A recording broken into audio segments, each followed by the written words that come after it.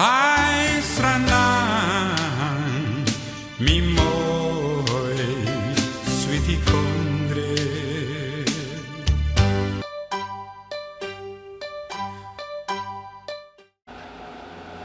Kijkers, goedenavond. Hier zijn we dan met ons programma Afrekenen met het verleden voor een beter heden. Het is onze 37e uitzending voor vandaag.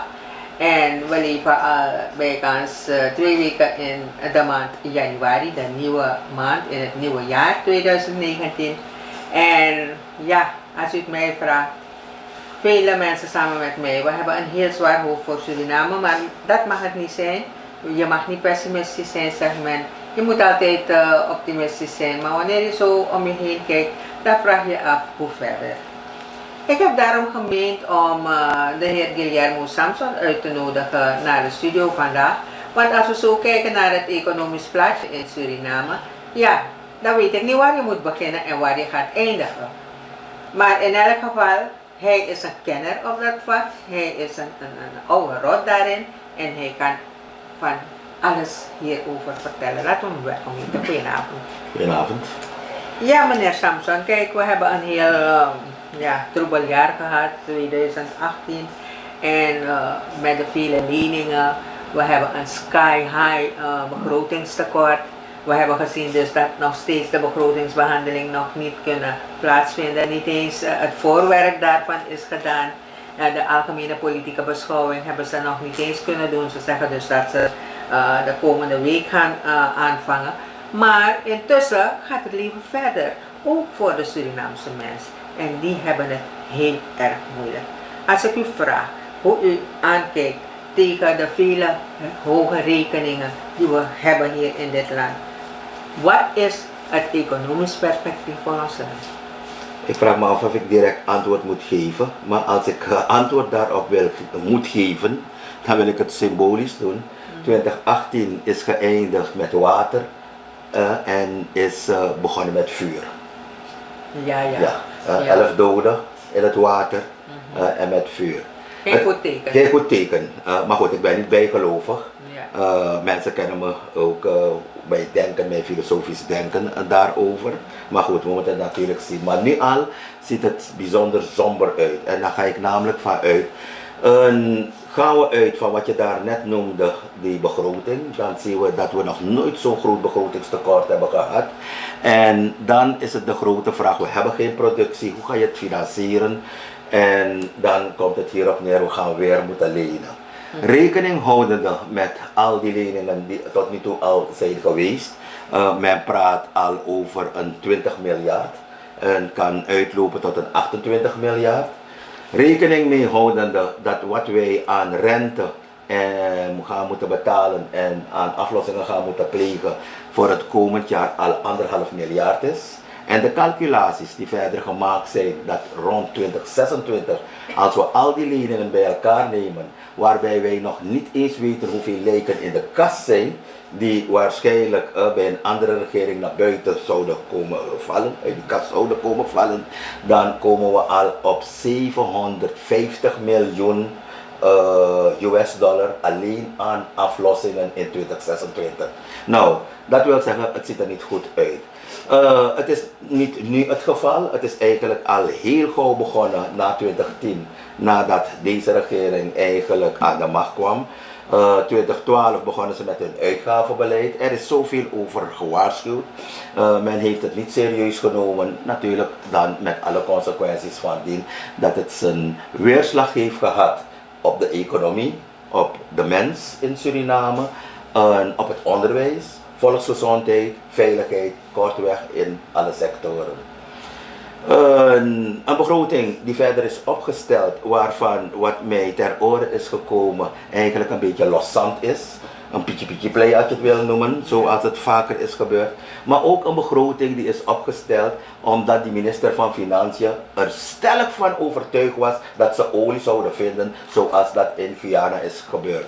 U weet het, in Guyana hebben ze ongeveer al 10 bronnen gevonden. Men praat over 7 miljard per bron. Dus die zijn op termijn namelijk gebakken. Maar in Suriname hoor je steeds weer van leven in de hoop, sterven in de verwachting. weer gebakken lucht. We zijn er dichtbij, maar het komt er maar niet. Nou, dat is puur eigenlijk een beleid voeren waarbij je de huid van die beer begint te verkopen voordat je het hebt gehaald. Dat wil zeggen, 2018, van 2015 tot 2018 was niet geweldig. 2018 was ook niet geweldig. Allerlei draconische maatregelen zijn op ons afgekomen met belastingmaatregelen. Want die overheid moest natuurlijk haar verplichtingen nakomen, haar kosten dekken, haar begroting namelijk dekken. En we hebben gezien van wegenbelasting zou nog komen, de valreep is het weer uitgesteld, zoals bijvoorbeeld die BTW, maar het komt er in elk geval. Prijsverhogingen hebben we gehad. Dus samenvattend, het belooft niet veel van in 2019. Maar wat we gaan zien, waarschijnlijk gaan die verhogingen niet eens komen, want de verkiezingen komen over ongeveer 16 maanden eraan. Ja, want dat heeft hij ook al bekendgemaakt, toch? Bij zijn nieuwjaarsrede dat er geen verhogingen komen op EBS en meer van dat soort zaken, nutsbedrijven geen verhogingen. We hebben ook gezien dus dat hij die wegenbelasting ook heeft verschoven naar per 1 maart. Maar ja, hoeveel soelaas zal dat bieden? Nou, en hoeveel soelaas het gaat bieden, ze gaan verder natuurlijk in de verdrukking komen en ze gaan proberen het volk tegemoet te komen, al die zaken. Maar nogmaals, ik noemde het een nieuwjaarsrede, ik noemde het eigenlijk een stukje retoriek. Het is gewoon wat er al die jaren is geweest. Het was gewoon een CD die afgedraaid is, ja. Waarvan bij mij overkwam dat die president niet eens begreep wat hij daar bezig was te lezen, wat mensen voor hem hebben geschreven. Want neem die moment, kijk wat er is gebeurd. Je bent gekomen met 18.000 woningen, flyover, ziekenhuis, noem maar op. En weet ik wat allemaal meer. Ik heb het zitten uitrekenen. Je bent 8 jaar aan de macht, plus nog een aantal maanden, in totaal 100 maanden. In 100 maanden heb je nooit deze zaken kunnen realiseren. Ja. Denk je wel dat je het in 16 maanden gaat kunnen realiseren? Het is weer mensen finaal voor de gek houden. Ja? En dus om uw vraag te beantwoorden, er gaat niks van terechtkomen. U weet het, in 2015 heb ik ook in uw programma gewaarschuwd van hey, het gaat niet goed, ze hebben geen geld meer. U kende die geweldige econoom die door het leven gaat met zijn examenfraude. Er komt geen devaluatie, er komt geen devaluatie. Die man vertelt rommel en weet ik wat allemaal meer. Om kort daarna, na de verkiezing, uit de mond van de president te horen van ja, de kas is leeg, we gaan moeten devalueren. Overigens moet ik ook zeggen, een charlatan is zeker de minister van Financiën, wat ook die heeft beaamd. Meneer, die munt die Telting toen heeft achtergelaten, die waardevaste munt was hem heilig. Maar toen puntje bij paaltje kwam die devaluatie er wel. En niet makkelijk met alle consequenties van die doorwerken via inflatie naar alle geledingen van de economie. De economie is kapot gemaakt, de productiestructuren zijn kapot gemaakt. Dus de vraag is, je gaat moeten aflossen. Maar waarmee ga je aflossen? Want er is geen productie. Ja. En wat mij eigenlijk zorgen baart, we nemen die leningen, maar we moeten oppassen wat in andere landen is gebeurd. Dat op een bepaald moment bepaalde entiteiten, bepaalde zaken niet meer van jou zijn, maar bijvoorbeeld van de Chinezen, die maar à la dol jouw geld geven, lenen, zogenaamd zijn ze lief voor jou, maar wanneer puntje bij paaltje komt, dat zullen we het weten, zoals het gebeurt dacht ik in Gambia en nog andere landen. Dat alle dollars van jou ingeleverd moet worden en naar richting China gaan. Kijk, wat ik niet begrijp, meneer Samson. Het is zo dus dat nadat Bouters 1 heeft overgenomen, hadden we een heel sterke kas. Dat klopt, ongeveer 650 miljoen US dollar en een reserve aan goud rond de 10.000 kilo. Zou u de kijkers kunnen zeggen waaraan het gelegen heeft dat zoveel geld door, ja, ik weet niet, ik heb geen naam ervoor hoor, dat zoveel geld verloren is gegaan, om het zo te zeggen. Luistert u, ik ben een goed opgeleide econoom uit Amsterdam, dus ik ken het antwoord niet. Maar ik wil verwijzen en refereren naar 's werelds beste econoom. Dat is de tuinman geweest van het IMF, die nu minister van Financiën in Suriname speelt. En die heeft het heel duidelijk gezegd, het geld is verdampt. En het goud is ook verdampt. En ik weet niet waar hij natuurkunde heeft geleerd, maar op school heb ik al heel gauw geleerd dat vloeibare stoffen verdampen. En ik heb nooit gehoord dat vaste stoffen verdampen. Maar waarschijnlijk heeft hij het geleerd aan de Universiteit van Cuba, waar hij namelijk vandaan komt. En van waaruit hij met die kennis is gekomen om dit land te vernietigen. U weet ook dus dat er zoveel stemmen zijn opgegaan ten aanzien van deze man, hoofddraad. Dat hij niet deugt, dat hij niet goed is. Eerst was hij centrale bankpresident, later is hij minister van Financiën geworden. Is zuiver pour broeko weer, broeko pura, broeko baka. Dus, en toch is de regering, met name Bouterse, want hij is de leider, daaraan voorbij gegaan en heeft deze man toch gedoogd.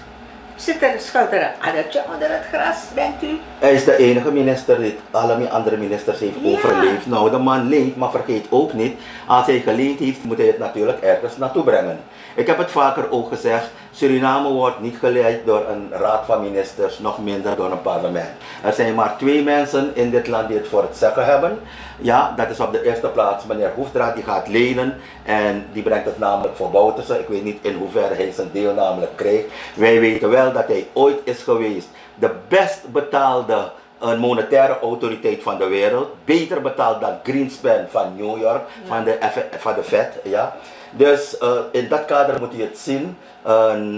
Ja, mijn logisch verstand zeggen we, hij brengt, Bouterse incasseert. Ja. En we zullen het wel zien. Wat ik wel denk dat het geld werkelijk niet verdampt is, maar heel veel geld is waarschijnlijk opgestapeld, misschien thuis wel, in een brandkast of weet ik wat. Want dat geld, neem ik aan, gaat vrijkomen na de verkiezingen, wanneer ze parlementariërs moeten opkopen. Want ik kan u zeggen, het wordt geen makkelijke verkiezingen. En waarschijnlijk, als je niet oppast, wordt het een hele corrupte verkiezing, waar mensen namelijk omgekocht gaan worden. We hebben het gezien bijvoorbeeld bij meneer Sapoen, Noesralin, Chitan, en zo kunnen we. Maar ook namelijk die ene dokter van BEP, Waterberg, weet u, ze zijn allemaal zwak qua karakter, zijn overgelopen. Men heeft ze gewoon omgekocht. En op het ogenblik speelt er ook namelijk een andere zaak, dat is de kwestie Waidu, van de Pertjayalohoor van Nikeri. Dan gaat hij weg, dan gaat hij niet weg. Een gebakken lucht. Hele wollig verhaal. Ik word er ook niet wijzer van. Maar ik kan u zeggen, die meneer is gewoon al weg. En ik proef namelijk de dosering, de colleges van meneer Bouterse in de bewoordingen van die meneer. Als u goed gaat kijken naar die meneer van de NPS die toen is weggelopen voor para. Dat is meneer Kensenhuis. Het zijn diezelfde bewoordingen die hij uit. En ik acht een jongen als Waidu, ondanks dat hij is afgestudeerd van de Kaikousi Universiteit, een van de werelds beste universiteiten, acht ik hem niet in staat namelijk om dit soort van zaken te bedenken, om het over te brengen. Het komt gewoon hierop neer. Ik denk dat hij sommigen gewoon heeft gechanteerd. Zoiets wat Kensenhuis ook heeft toen gedaan. Hij heeft het misschien een stukje netter gedaan van als je me geen plaats geeft, dan ga ik weg. Ja. Maar diezelfde tendensen kan je namelijk proeven bij Waidu. Hij heeft sommigen gewoon gechanteerd van luister hier, je geeft me een plaats en als je me niet geeft, dan ben ik weg. Ik kan niet zeggen Waidu is al lang weg. Ja, want kijk, het was heel goedkoop toen hij zei, kijk, ik zou voorstemmen voor die ID-wet, maar toen kreeg ik een telefoontje van de voorzitter en die zei, je moet niet stemmen, je moet je onthouden van stemming. Dan vraag ik me zo af, zeg, kijk, je bent namens de partij voorgedragen en je bent parlementariër namens die partij. Heeft de voorzitter dan geen grip meer op mensen vanuit zijn partij die in het parlement zitten? Want daarop komt het neer. Je moet één ding begrijpen, eigenlijk je bent gekozen door het volk en je hebt je eigen geweten wanneer je gaat stemmen, dus die vrijheid heb je wel. Maar die wet is een corrupte wet en daar ging het namelijk over. Dus als die voorzitter zegt niet stemmen, want er zit een zware mate van corruptie in, dan dien je te onderwerpen aan partijdiscipline. 90 miljoen, je vraagt je af voor een ID-wet, om die ID's te vervaardigen. Kost het zoveel geld? Maar dat is maar één van die projecten waaraan zoveel aan de strijkstok is blijven hangen. Ja? Ja. En er zijn meerdere projecten geweest. Kortweg, er gaat geen enkel project in Suriname komt tot stand zonder dat er een aanzienlijk deel voor de partij namelijk blijft hangen. En dat is het aard van het beestje. Men kent het niet anders. Men is niet komen zitten om het land op te bouwen. Men is niet komen zitten voor het volk, volksgezondheid, onderwijs of wat dan ook. Kortweg, men is komen zitten om te stelen. Tot slot, meneer Samson. Hoe voorziet u de situatie? Is er nog hoop? Kan er nog wat licht door de tunnel schijnen?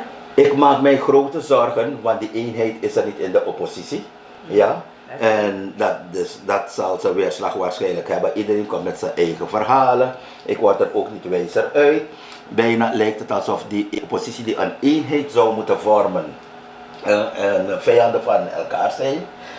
Dus ook wetend dat men enorm met geld gaat smijten, zal het een hele spannende verkiezing worden. Maar ik kan u wel zeggen, meneer, nog 5 jaar dit en nog 5 jaar deze regering en we kunnen Suriname opdoeken daarna. Dank u wel, meneer Samson, voor uw komst hier. Lieve mensen, u hebt het gehoord. Het ziet er niet zo rooskleurig uit voor Suriname. Maar toch zeg ik, ja, ik weet niet. Ik kan mensen geen hoop geven hoor. Want ook ik zie door het bos geen licht meer schijnen.